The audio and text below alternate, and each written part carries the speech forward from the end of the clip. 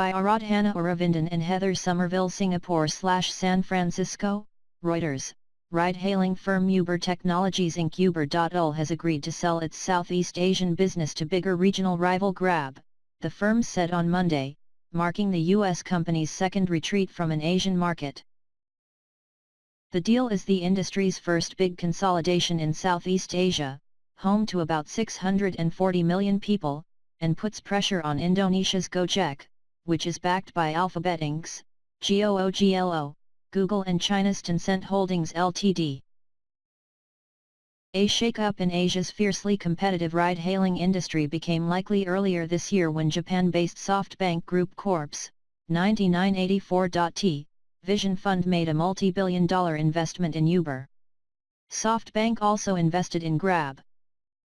It was really a very independent decision by both companies, Grab president Ming Maa told Reuters, adding that SoftBank CEO Masayoshi Son was highly supportive. As part of the transaction, Uber will take a 27.5% stake in Singapore-based Grab, and Uber CEO Dara Khosrowshahi will join Grab's board. It will help us double down on our plans for growth as we invest heavily in our products and technology, Khosrowshahi said in a statement. For Grab, the deal is a boon for its meal delivery service, which will now merge with Uber Eats. A more robust food service will give Grab an advantage over Gojek, according to a person close to Grab. Gojek is a dominant player in Indonesia, the region's biggest economy, and has rapidly expanded beyond ride-hailing to such services as digital payments, food delivery, and on-demand cleaning and body massage. Gojek is such a different app, with different behaviors. It is something I can't see Grab competing with well in Indonesia for a long time, like at least a year, said Vinny Loria, a founding partner at Southeast Asia's Golden Gate Ventures. Ride-hailing companies throughout Asia have relied heavily on discounts and promotions, driving down profit margins and increasing pressure for consolidation. Uber, which is preparing for a potential initial public offering in 2019, lost $4.5 billion last year and is facing fierce competition at home and in Asia, as well as a regulatory crackdown in Europe.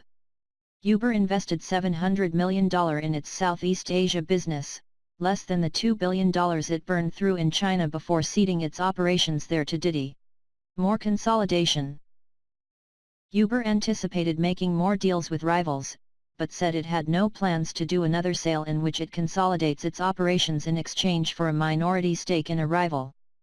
It is fair to ask whether consolidation is now the strategy of the day, given this is the third deal of its kind. The answer is no, Khosrowshahi said in a note to employees that was shared with Reuters. One of the potential dangers of our global strategy is that we take on too many battles across too many fronts and with too many competitors.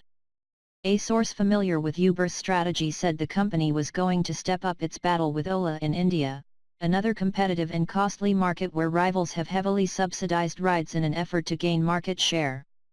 Uber has close to 60% of the market there, by some estimates. India accounts for more than 10% of Uber's trips globally, but the company is not making money there yet.